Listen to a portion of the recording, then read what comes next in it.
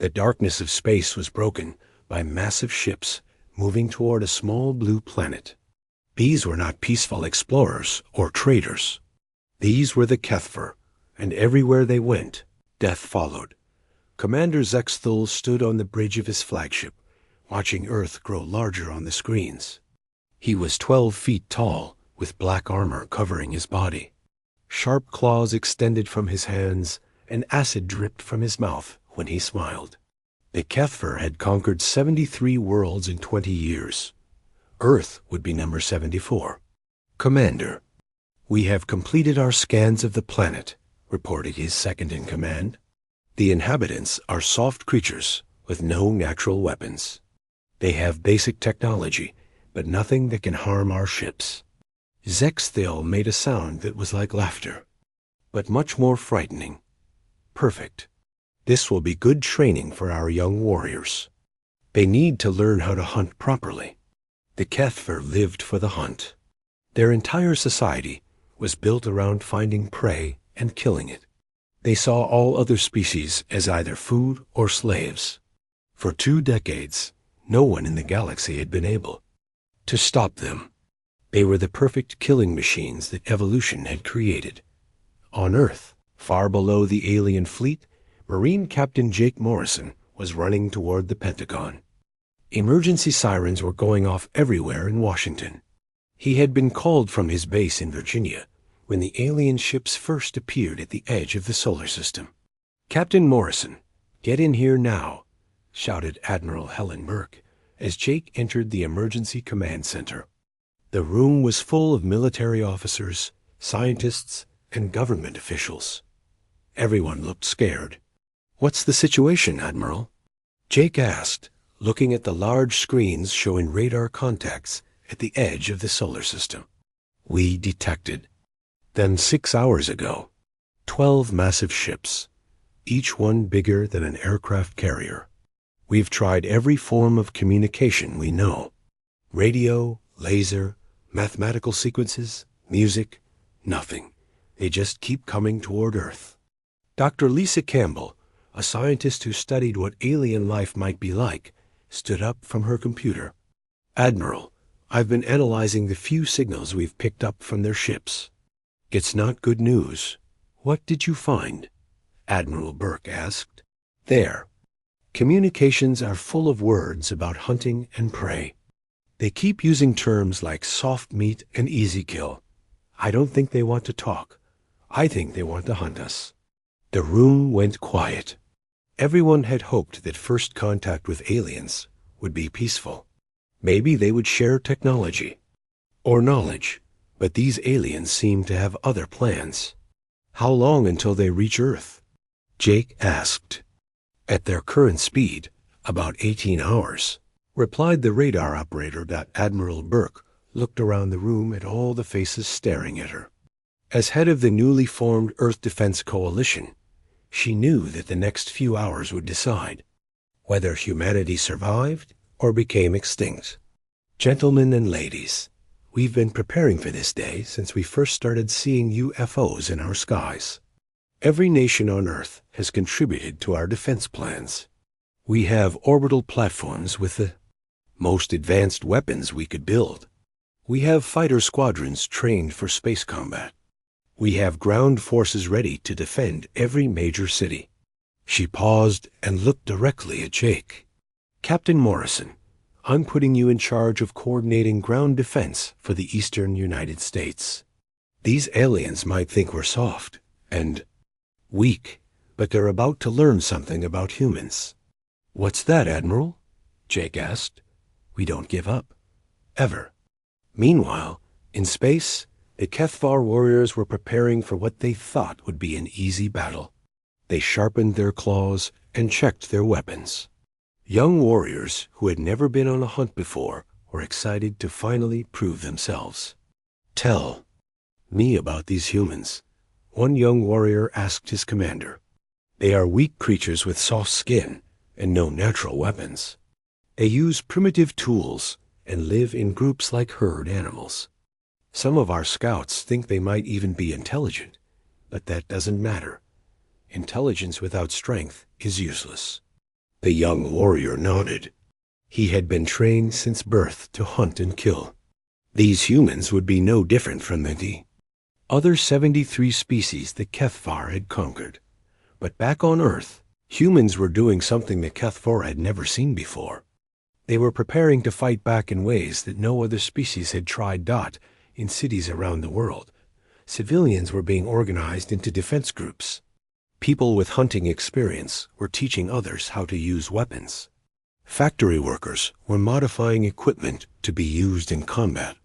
Even children were being moved to safe areas, while adults prepared to defend their homes. Dr. Campbell was working with teams of engineers and scientists, trying to find weaknesses in the alien ships. "Look at these energy readings," she said to her team. "Their armor is strong, but there might be weak points where different sections connect. Can we exploit that?" asked one of the engineers. "Maybe. We need to understand their technology better. But I have an idea about their biology, too. These creatures seem to rely on bioelectric fields for their enhanced strength and speed. If we can disrupt those fields, we might be able to level the playing field," finished the engineer God as the alien fleet moved closer to Earth. Both sides were preparing for battle. The Kethvar expected an easy victory against a weak prey species. The humans were preparing to show the galaxy that some prey fights back.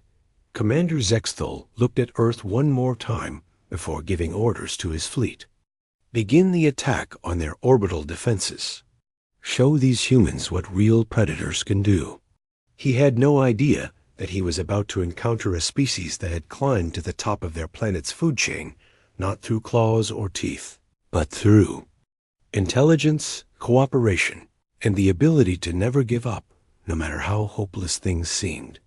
The battle for Earth was about to begin, and the galaxy was about to learn that sometimes the most dangerous predator is the one that doesn't look dangerous at all. The first attack came at dawn. Bright flashes of alien weapons lit up the dark space around Earth as the Kethvar fleet opened fire on the orbital defense platforms. The humans had built 12 of these stations over the past few years, each one armed with the most powerful weapons Earth could create. Defense Platform Alpha was the first to die. The alien beam weapons cut through its armor like it was paper.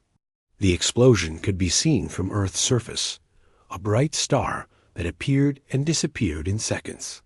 37 human defenders died without firing a shot. "Platform Alpha is gone," reported the communication officer on Admiral Burke's command ship. "Platform Beta is under heavy attack." Admiral Burke watched the battle on her screens. The alien ships were moving in perfect formation, their weapons more powerful than anything humans had ever built. For a moment, she wondered if Earth had any chance at all. But then something unexpected happened. Defense Platform Beta did not die quietly like Alpha had. Instead, it began moving in a strange pattern, spinning and changing direction rapidly. The alien weapons kept missing their target. "What is Lieutenant Commander Torres doing?" Burke asked. "He's studying their firing patterns, Admiral," replied her tactical officer. "Look at this." On the screen, they could see how the alien ships fired their weapons. Each shot came from the same position on their hulls. The weapons were powerful, but they created blind spots in the alien sensor systems. "Torres has found a weakness," Burke realized. "Get me a direct line to all remaining platforms." "Lieutenant." Commander Ryan Torres had been watching the aliens for 30 minutes now. He was an engineer by training, and he saw problems differently than most military officers. While others saw overwhelming alien firepower, he saw patterns and weaknesses. "All platforms. This is Torres on Platform Beta. I've found something important. Their weapon ports block their sensors when they fire. They can't see us for exactly 2.3 seconds after each shot. If we time our attacks right." He never finished that sentence. A group of human fighters, launched from Platform 7, used Torres' information to slip through the alien formation. They were small ships with basic weapons, but they struck at exactly the right moment. The lead alien ship, surprised by the attack, took heavy damage to its engine section. "First blood to humanity," Torres said quietly, but the victory came at a price. The human fighters were destroyed by return fire from other alien ships. 12 pilots died to damage one enemy vessel. Yet their sacrifice was not in vain. Every human defender had seen that the aliens could be hurt. On his flagship, Commander Zexthal stared at the damaged section of his ship in confusion. No prey species had ever managed to hurt a Keth 4 vessel before. His warriors were talking nervously among themselves. "How did they do that?" asked his second-in-command. "I don't know," Zexthal admitted, "but it doesn't matter. They are still weak. Order the next wave to begin landing operations." The first Kethver landing ships descended toward Earth's major cities. Each ship carried 50 warriors, and the aliens expected to establish control quickly. New York, London, Tokyo, and Moscow were their primary targets. In New York, the landing ship touched down in Central Park. The Kethver warriors emerged, expecting to find panicked humans running in terror. Instead, they found empty streets and an eerie silence. "Where are the humans?" asked the landing force commander. His question was answered by a sudden explosion. The entire south side of the park erupted in flames as hidden charges detonated. The humans had turned their own city into a trap. "Contact! Contact!" shouted a Kethver warrior as human soldiers emerged from buildings, subway tunnels, and rooftops. They were armed with a mixture of military weapons and improvised devices. Staff Sergeant Amy Rodriguez led her squad through the subway tunnels beneath the park. They had been waiting for this moment for hours. Each soldier carried electromagnetic pulse grenades that Dr. Campbell's team had developed based on their analysis of alien biology. "Remember, aim for the joints," Rodriguez whispered to her team. "That's where their bioelectric fields are strongest." The squad emerged behind the alien formation and opened fire. The electromagnetic pulses disrupted the aliens' enhanced reflexes and strength. For the first time in their lives, Kethver warriors found themselves slow and clumsy. "Impossible," gasped the alien commander as human bullets found their mark. 3 of his warriors fell before they could react. In London, the story was similar. The Kethver had expected to find helpless civilians, but instead found a city full of fighters. British soldiers, police officers, and armed civilians worked together, using tactics they had learned from years of fighting terrorism. "They're not fighting like prey," reported the London landing force commander to the fleet. "They're fighting like ... like hunters." The most shocking report came from Tokyo. The Kethver warriors there had been completely eliminated. A group of humans had surrounded the landing site and used industrial equipment to crush the alien ship. The warriors inside never had a chance to escape. "This is impossible," Zexthal said, reading the reports. "How can prey species fight like this?" On Earth's surface, Captain Jake Morrison was coordinating the defense from a mobile command center. He moved constantly to avoid orbital bombardment, using highways and tunnels to stay hidden from alien sensors. "Sir, we're getting reports from all over the world," his communication officer reported. "The aliens are having trouble in every city." "They've attacked." "Good," Morrison replied. "But this is just the beginning. They'll adapt to our tactics soon enough. We need to stay one step ahead." He was right. In space, Commander Zexthal was already changing his strategy. If the humans wanted to fight, he would show them what real predators could do. "Prepare for orbital bombardment," he ordered. "If they won't surrender, we'll destroy their cities." From space. But Dr. Campbell had been working on something that might change everything. In her laboratory, she was putting the finishing touches on a weapon that would target the aliens' greatest strength and turn it into their greatest weakness. Admiral Burke, she called over the communication system. I think I've found a way to even the odds. What do you have, Doctor? The Kethver use bioelectric fields to enhance their physical abilities. But those same fields can be disrupted by a specific electromagnetic frequency. If we can generate that frequency on a large scale, we can disable their advantage. Burke finished. How long do you need? Give me 6 hours, and I can have the first batch of enhanced weapons ready. But I need our factories to work at maximum capacity. You'll have whatever you need, Burke promised Dot as the first day of the war ended. Both sides were learning about each other. The Kethver had discovered that humans were not the easy prey they had expected. The humans had learned that their enemies could be hurt and defeated, but the real war was just beginning. In space, more alien ships were preparing to descend. On Earth, every factory, every workshop, every garage was being converted to produce weapons and ammunition. The galaxy was about to witness something it had never seen before. A prey species that refused to be prey, a species that turned every disadvantage into an advantage, and a species that would never stop fighting as long as any of them still drew breath. The predators were about to learn that they had picked the wrong planet to hunt on. 3 weeks had passed since the first alien attack, and the war had changed completely. The Kethver still controlled parts of major cities, but they were not the confident hunters they had been when they arrived. Every day brought new human attacks, new tactics, and new weapons that the aliens had never seen before. Commander Zegstil stood in his command center, looking at reports that made no sense to him. His warriors were afraid. The greatest predators in the galaxy were afraid of what they had called soft prey just weeks ago.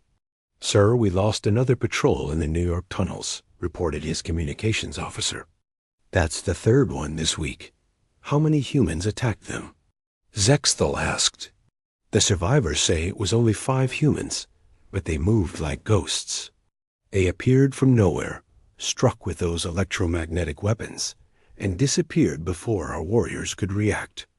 Zexthal hit his command table with his fist. These humans are not fighting like any prey species we've ever encountered. They're fighting like ... Like us, sir? His officer suggested quietly. The truth was worse than that. The humans were fighting better than the Kethver. They used the cities like weapons, turning every street into a trap and every building into a fortress. They shared information across their entire planet instantly, learning from each battle and getting better with each fight. In the tunnels beneath New York, Staff Sergeant Amy Rodriguez was teaching her squad new techniques that her team had developed. They had been fighting the aliens for weeks now, and they understood their enemy better than any Kethver understood humans. Remember, they're strongest in open spaces where they can use their size and speed, Rodriguez explained to the new recruits. But down here in the tunnels, we're faster. We know these spaces better than they do. Her squad had eliminated 15 alien patrols in the past week without losing a single soldier. They used the subway system to move around the city unseen, striking at alien positions and disappearing before reinforcements could arrive. Sergeant, we just got word that Dr. Campbell's new weapons are ready, reported one of her soldiers. Good. It's time to take this fight to the next level. Dr. Campbell's laboratory had become the most important place on Earth. Working around the clock, she and her team had developed weapons that specifically targeted Kethver biology. The electromagnetic pulse grenades were just the beginning. Admiral Burke were ready for the first field test of the bioelectric virus. Campbell reported over the secure communication line. Explain it to me again, Doctor, Burke requested. The Kethver nervous system depends on bioelectric fields for their enhanced abilities. This virus attacks those fields directly.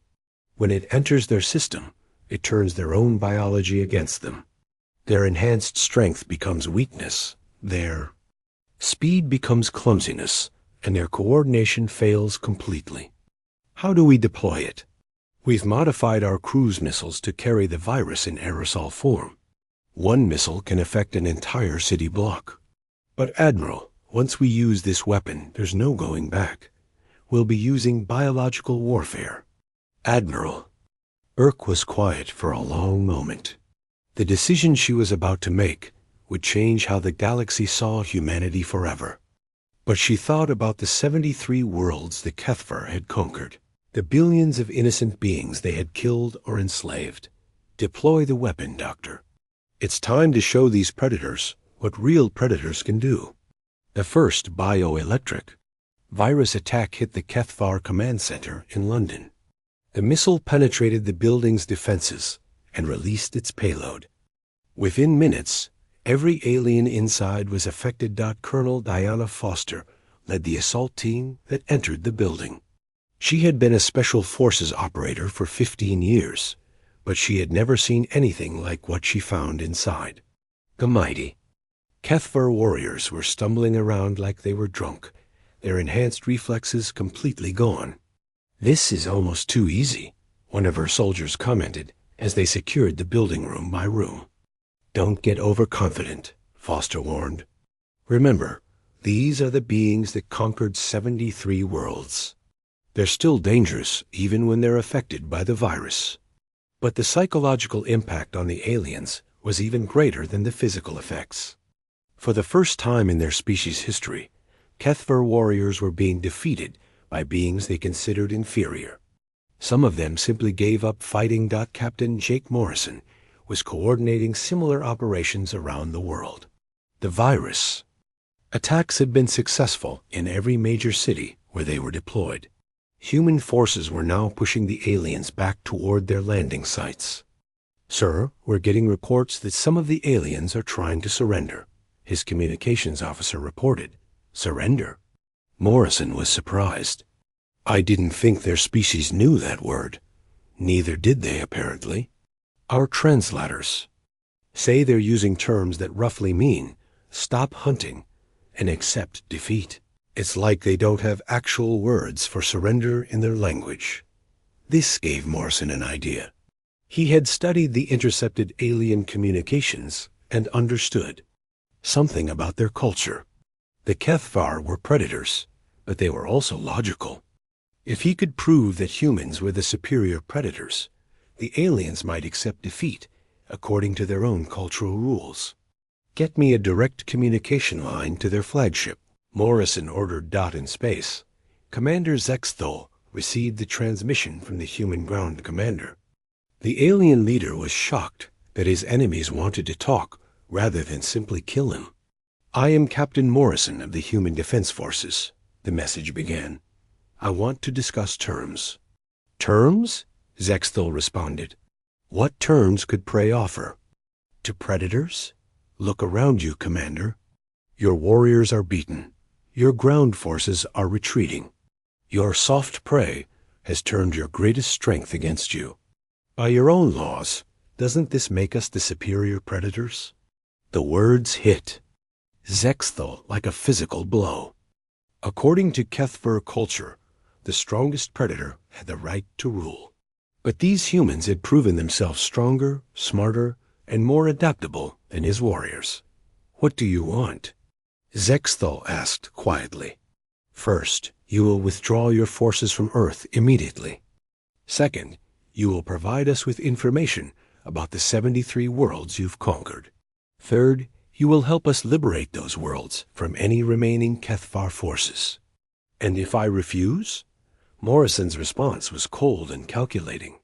"Then, we will hunt you across the galaxy until your species is extinct. We've learned your weaknesses, Commander. We can turn your own biology against you. You've seen what we can do when we're defending our home. Imagine what we can do when we're hunting you on yours." The threat was not empty. Reports were coming in from around Earth, showing that human forces had captured or destroyed most of the alien ground troops. The humans were using Kethver weapons against them, had learned to pilot their ships, and were reverse engineering their technology. "You would show mercy to a defeated enemy?" Zexthol asked, confused by the concept. We're not like you, Commander. We don't kill for sport or pleasure. We kill when we have to protect ourselves and others. But we can also choose not to kill.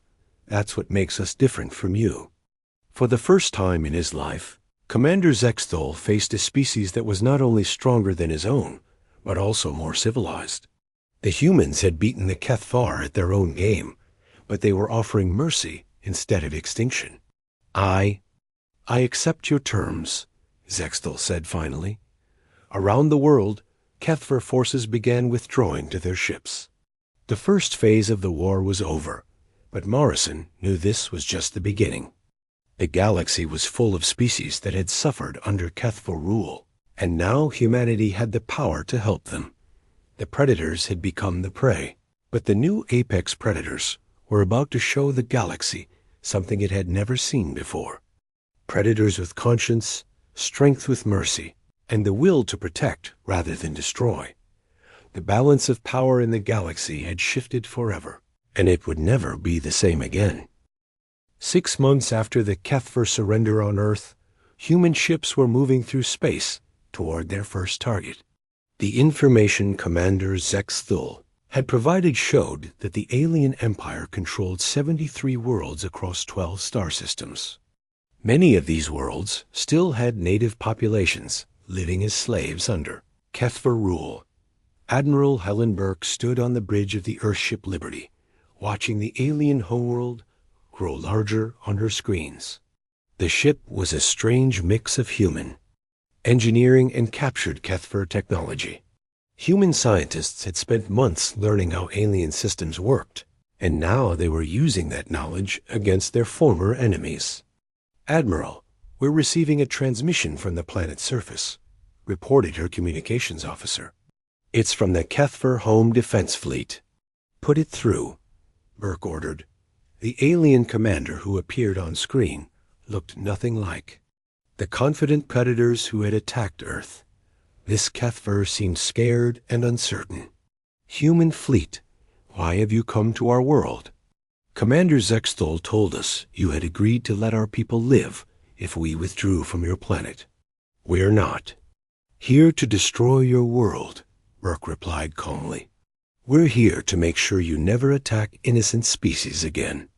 Your military bases will be destroyed, your weapons factories will be shut down, and your government will be changed. Your people can live, but your empire ends today." On the planet's surface, General Mike Stevens was leading the ground invasion, with a completely different strategy than the Kethvar had used on Earth. Instead of trying to kill everyone they met, the humans were targeting only military sites and government buildings. Civilians were warned to stay inside their homes, and medical aid was offered to anyone who needed it. "Sir, the local population seems confused by our approach," reported Colonel Foster. "They keep expecting us to start killing everyone, but—" "We're not." "Good," Stevens replied. "Let them see the difference between us and their own people. Maybe they'll understand that there's a better way to live than constant hunting and killing." The human forces moved through Kethvar cities with precision. They had studied the alien culture for months and knew exactly which buildings were important. Military command centers were destroyed with electromagnetic pulse weapons. Weapons factories were shut down with a bioelectric virus. Government buildings were captured with minimal fighting. Dr. Campbell was working with a team of scientists to analyze Kethvar technology and biology. They had discovered something important about the alien species that explained much of their behavior.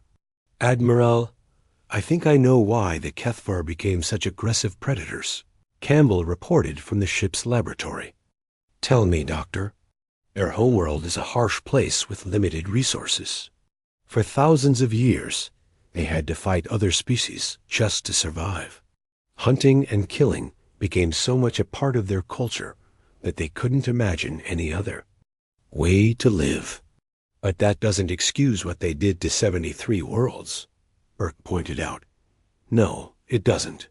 But it does mean they might be able to change if given the chance. Some of the younger Kethvar we've captured seem interested in learning about human culture. They're asking questions about why we show mercy to defeated enemies. This gave Burke an idea. The humans were winning the military battle easily, but winning hearts and minds would be much harder. If they could show the Kethver a better way to live, maybe the galaxy could avoid future wars. Meanwhile, Captain Jake Morrison was leading a rescue mission to one of the slave worlds the Kethvar had conquered. The planet was called Zerion, and its people had been forced to work in mines for 20 years. "Captain, we're getting life signs from the mining complex," reported his tactical officer. "Looks like about 10,000 individuals, but they're not Kethver." "Those must be the slaves," Morrison realized. "Take us down carefully. These people have been through enough trauma already." The rescue of Zerion became a turning point in how the galaxy viewed humanity. When Morrison's forces landed, they expected to find broken people who had given up hope. Instead, they found a species that had never stopped believing they would someday be free. "Are you really here to help us?" asked the Zerion leader, a being that looked like a cross between a human and a bird. "Yes," Morrison replied simply. "We're here to take you home." The liberation of Zerion was broadcast across the galaxy. Other species saw humans using their superior technology and weapons not to conquer, but to free slaves and heal the damaged. This was something completely new in galactic history. Back on the Kethver homeworld, something unexpected was happening. Young Kethvar warriors were asking to join the human forces. They wanted to learn about this new way of being strong without being cruel. Commander Zexthul, now a prisoner but treated well by his captors, spoke with Captain Morrison about this development. "My people don't understand what you humans are doing," Zexthul said. "You have proven you are stronger predators than us, but you're not acting like predators at all." "That's because we learned something your people never did," Morrison explained. "True strength isn't about how many you can kill. It's about how many you can save. The strongest predator is the one who protects the weak, not the one who destroys them." Zexthul was quiet for a long time. "Some of my warriors want to learn this way of thinking. Would you teach them?" "If they're willing to learn, we're willing to teach." Dr. Campbell made another breakthrough in her research. She had developed a treatment that could reduce the Kethver's aggressive instincts without harming them. The treatment used the same bioelectric principles as their weapons, but instead of disrupting the alien systems, it helped balance them. "This could change everything," she explained to Admiral Burke. "We could help the Kethver become less aggressive while keeping their natural abilities. They could use their strength to protect instead of destroy." "Are you suggesting we try to rehabilitate an entire species?" Burke asked. "Why not? We've proven we can defeat them. Now maybe we can help them become something better." The idea was controversial among human leaders. Many people wanted the Kethver punished severely for their crimes, but others saw the possibility of turning the galaxy's most feared predators into its greatest protectors. The decision was made when reports came in from the outer rim of the galaxy. A new threat was approaching, something that made the Kethvar look peaceful by comparison. The humans would need all the help they could get, even from former enemies. "Commander Zexthul," Morrison said during one of their regular conversations, "how would you like a chance to prove that your people can change?" "What do you mean?" "There's something coming that threatens the entire galaxy. We could use warriors who know how to fight, but who have learned to fight for the right reasons. Are your people ready to become protectors instead of predators?" Zexthul looked at Morrison with what might have been hope in his alien eyes. "Some of us are ready to try." The rehabilitation of the Kethver would be the most ambitious project in galactic history. But if it worked, it would create an alliance between the galaxy's most effective killers and its most moral species. The age of human dominance in the galaxy was beginning, but it would be a dominance based on protection rather than conquest, healing rather than destruction, and hope rather than fear. The predators were learning to become guardians, and the galaxy would never be the same. 1 year after the first human victory over the Kethvar, the galaxy faced a new threat that made the former predators look like children. The Devourers had arrived from dark space beyond the galaxy's edge, and they consumed everything in their path. Entire star systems disappeared as these creatures ate planets, stars, and even space itself. Admiral Helen Burke stood in the command center of the newly built space station Unity, watching reports flood in from the outer rim.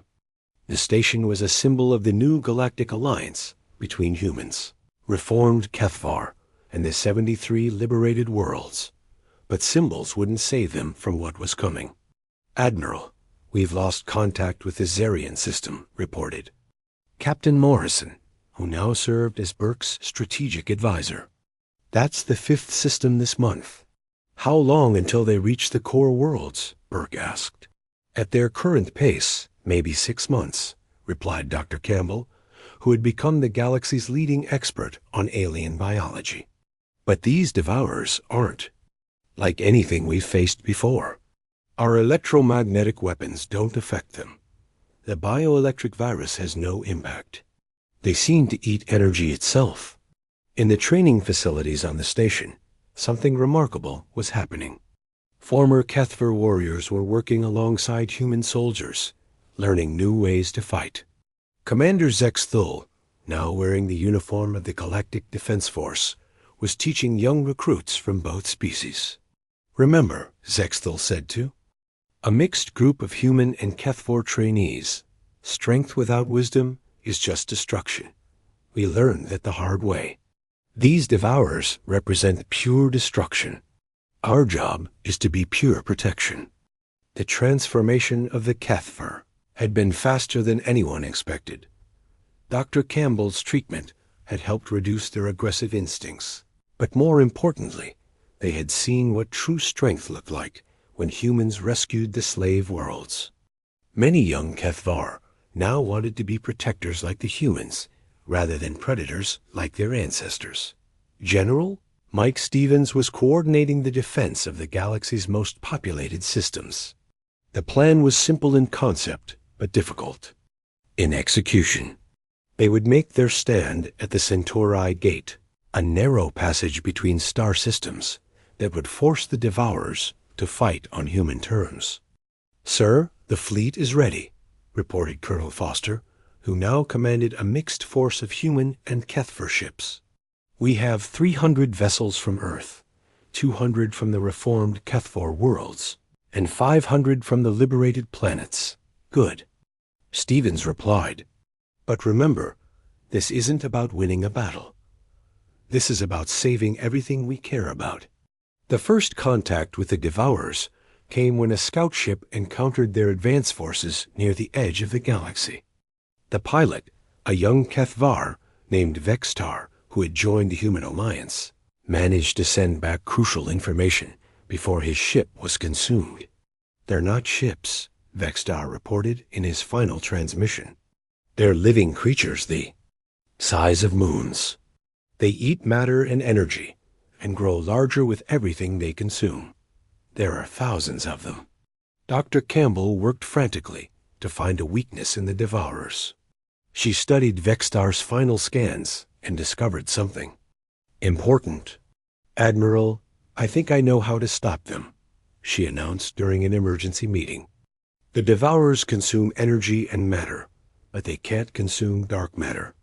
If we can create a barrier of dark matter particles around our defensive positions, we can starve them," Burke finished. "But do we have the technology to manipulate dark matter? Not yet. But the Kethvar homeworld has natural dark matter deposits. If we combine their geological knowledge with our technology, we might be able to create the weapons we need." The race against time began.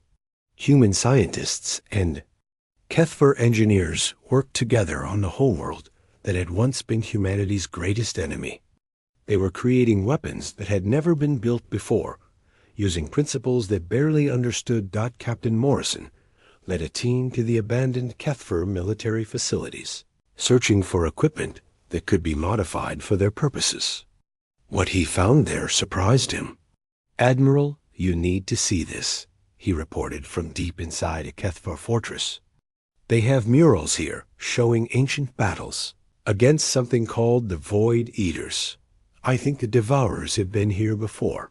The murals told a story thousands of years old. The Kethvar ancestors had faced creatures like the Devourers long ago and had won using weapons powered by dark matter. But the cost had been enormous, and the knowledge had been lost over time. This explains why the Kethvar became such aggressive hunters," Dr. Campbell realized. They were preparing for the return of these creatures. They just forgot what they were preparing for. Commander Zexthal studied the ancient writings with human scholars. "My ancestors fought these creatures and won, but they became so focused on being ready for war that they forgot how to live in peace. We cannot make the same mistake." The final battle came at the Centauri Gate. The combined fleet of humans, Kethvar, and liberated worlds faced an enemy that blotted out the stars. The Devourers were massive beyond imagination, creatures of living darkness that consumed light itself. "All ships, this is Admiral Burke," came the announcement across the fleet. "Today we fight not as separate species, but as one people defending our home. Remember what we're protecting." The battle was unlike anything in galactic history. Dark matter weapons created zones where the Devourers could not feed, while conventional weapons drove them into those zones. Human tactics and Kethvar strength combined with the determination of 73 liberated worlds. The turning point came when Commander Zexthal made a decision that would be remembered forever. His ship was heavily damaged, but he had a clear shot at the largest Devourer with the experimental dark matter cannon. "This is for all the worlds my people destroyed," he said calmly, "and all the worlds we will now protect." The cannon fired, creating a cascade reaction that spread through the Devourer fleet. The creatures that fed on energy and matter were destroyed by their inability to process dark matter. One by one, they collapsed into themselves and disappeared. The galaxy was saved, but more importantly, it was changed. The species that had once been mortal enemies now worked together as equals. The Kethvar had learned that true strength came from protecting others. The humans had learned that even the most dangerous predators could become the most devoted guardians. In the aftermath of the victory, a new government was formed. The Galactic Council included representatives from every world, with decisions made by cooperation rather than conquest.